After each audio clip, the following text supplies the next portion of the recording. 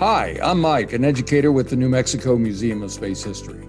Constellations are one of the joys of looking up at the night sky. Ancient societies such as the Greeks, the Romans, the Native Americans, and the Chinese used their imaginations to do connect the dots. The result was an outline formed by stars. They then created pictures and stories. Our project is to build a night sky diorama where you can view constellations in the comfort of your home. Maybe you live in a city where light pollution makes seeing the stars difficult. This map of the night sky shows how light around the United States pretty much obliterates the night sky. In some areas, it's very cold outside and viewing can be uncomfortable.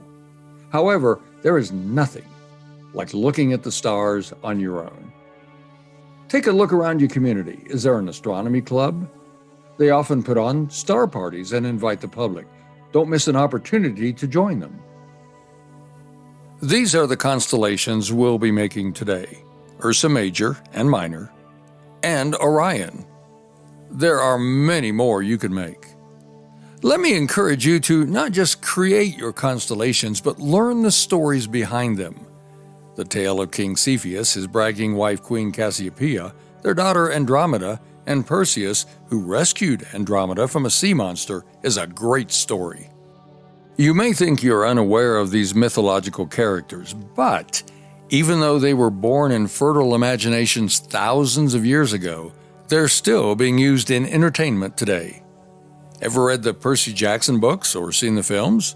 How about Clash of the Titans?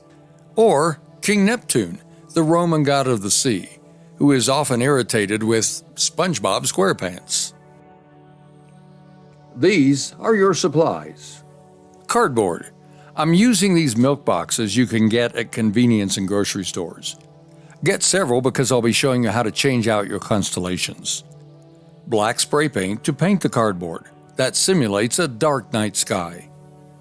Thumbtacks, glow-in-the-dark paint, and a fine paintbrush. These will make your stars. The constellations. You can find images online or in astronomy books. A ruler, scissors or box cutters, and heavy gloves. Always wear them when you're cutting to protect your hands. And now some background on our project's constellations. The Big Dipper is in Ursa Major, the story of the Big Bear. The Little Dipper is in Ursa Minor, or the Little Bear. Polaris is in the Little Dipper, and that is the North Star. These are visible year-round. Orion is the mighty hunter and does not remain fixed in the night sky for an entire year. While stories differ in differing societies, the Greeks saw Orion as the handsome son of Poseidon. Here you see Orion photographed in two forms of light. On the left, this is Orion as seen by the naked eye. You see Orion's belt, and his sword scabbard follows the Orion Nebula. Betelgeuse is the large dying star in the upper left. It's actually in Orion's armpit. On the right, Orion is photographed in infrared light.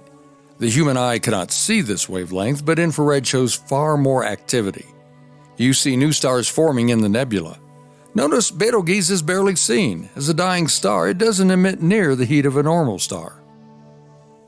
You'll need one complete box. Cut boards from the bottom of the other two boxes.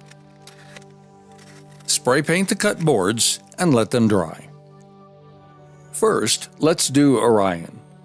I'm laying out my thumbtacks but not pushing them in. Once I've created the image, insert them into the cardboard. Paint the thumbtacks. Next, Ursa Major and Minor.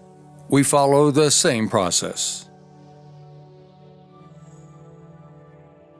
Once done, place them under a bright light for a time. Push one board into your box, lie down, and view your constellation.